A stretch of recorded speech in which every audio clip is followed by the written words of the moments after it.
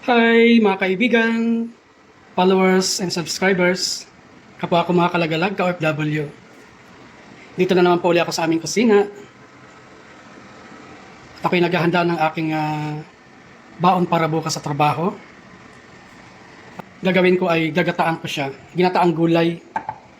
Pero yung kanyang sangkap ay pang pilakbet. Yan po siya.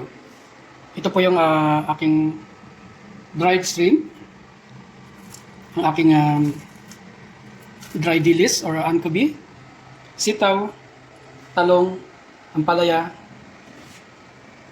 kalabasa, okra, at ang ating red onion, long green chili, marami po yan, at ang ating crush, garlic and slice ginger. So tara, samahan niyo po magluto mga kaibigan. Simpleng menu lang po ito, ginataang gulay. Let's start!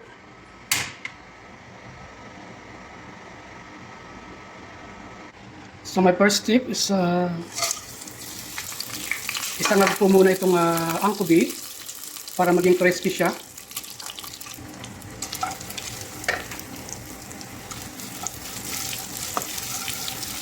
Sasangag ko lang po ito hanggang sa maging crispy. So ayan, naluto na po natin, very crispy. Ang init. So let's start cooking na ating whole kernel black pepper, sliced ginger,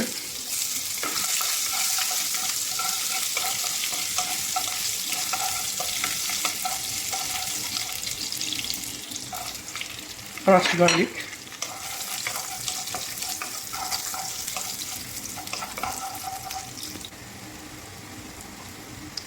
red onion,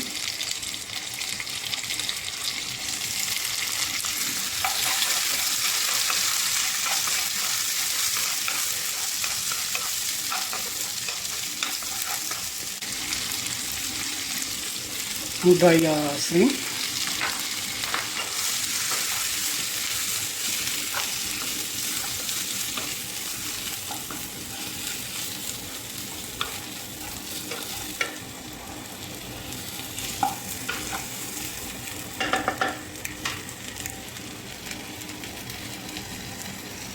and our squash or pumpkin. Then let's season it with our seasoning. Then let's add water para maluto po yung ating gulay. Kalahating litro po yung nilagay kong tubig. And let's cover it.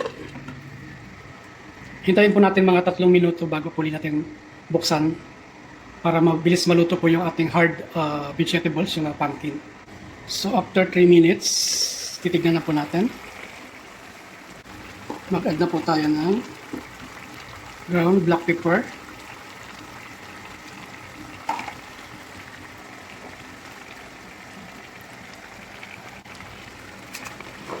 ang long green or string beans, ang eggplant and bitter gourd or ampalaya, at ang ladyfinger or okra, together with the long green chili. So let's cover it again for a couple of minutes bago po natin siya haluin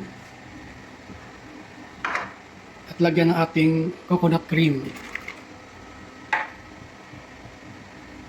So after a couple of minutes,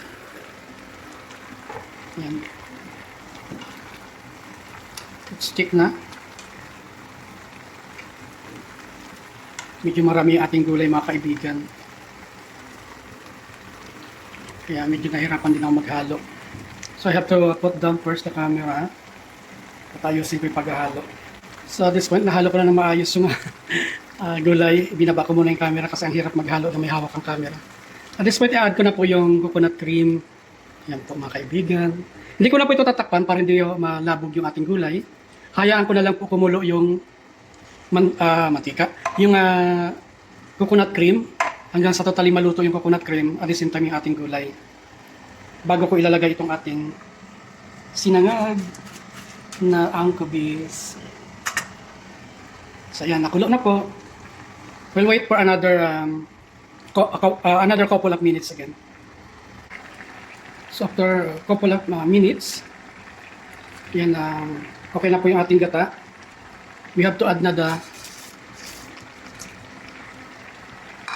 fried anchovies. So yan po mga kaibigan, ang ating binataang halo-halong gulay.